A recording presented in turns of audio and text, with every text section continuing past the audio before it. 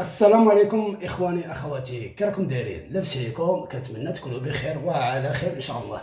خوتي خواتاتي، مرحبا بكم بعدا في القناه اللي هي قناه رواح تشوف. من خلالها غادي نستعرض واحد الحدث وقع غير في هذا اليومين الاخوان. غادي نتكلم على الخروج الاعلامي ديال جده ديال لامين يامال، اللي دات واحد التصريح فيما يخص الاختيار ديال لامين يامال والحريه ديالو في الاختيار. وبطبيعه الحال هي طرقت بزاف د الحوايج، قالت لك على اساس بانه يعني يمثل اسبانيا ولا فرنسا ولا المغرب، هذا كيرجع للحفيد ديالها، وهو اللي غادي يقرر في هذه القضيه هذه. وبالنسبه للغيره، طرقت الغيره يعني المحيط اللي كيعيش فيه يعني الحفيد ديالو والاب ديالو. يعني قال لك اسيدي بانه قالت لك اسيدي بانه كيغيروا منه الجيران وكعارفه.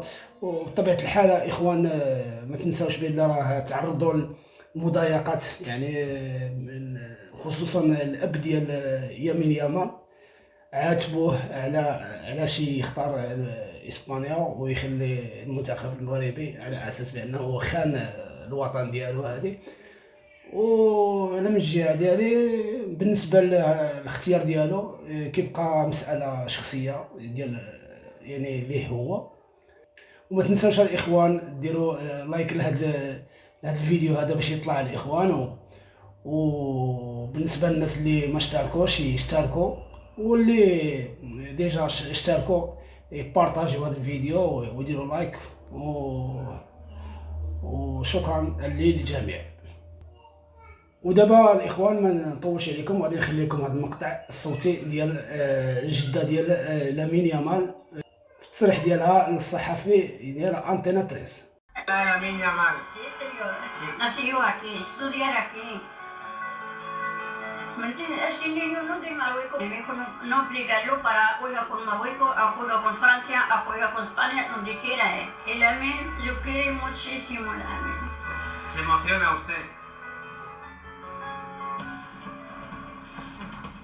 A mí me conmueve como la abuela, evidentemente, Yamal es español porque ha nacido en España, pero que su abuela, que es marroquí, tenga ese interés, esa obsesión por defender su nacionalidad española en lugar de su ascendencia marroquí, dice mucho. Pues una abuela lo que quiere es tirar de raíz.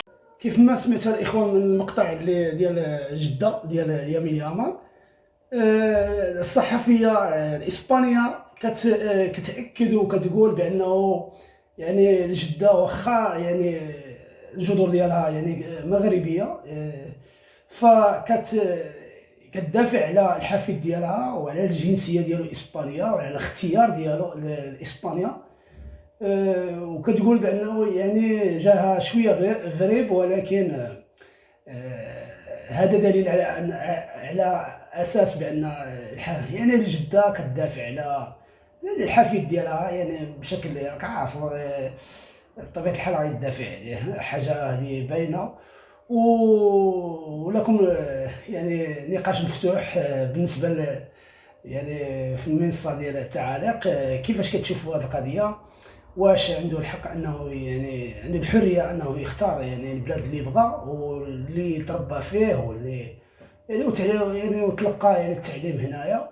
واش كيبان لكم هذا الشيء نورمال ولا ماشي نورمال؟ يعني واخا يعني ما اختارش المغرب، شنو كيبان لكم الاخوان؟ يلا اخوتي خليو لي التعاليق ديالكم، وديروا لنا لايك لهذا الفيديو باش يطلع على الاخوان. يلا اخوتي ما نطولش عليكم، تهلاو في راسكم. وخبر واحد اخر ان شاء الله ولا حدث في الايام المقبله ان شاء الله. يلا اخوتي تهلاو في راسكم. السلام عليكم.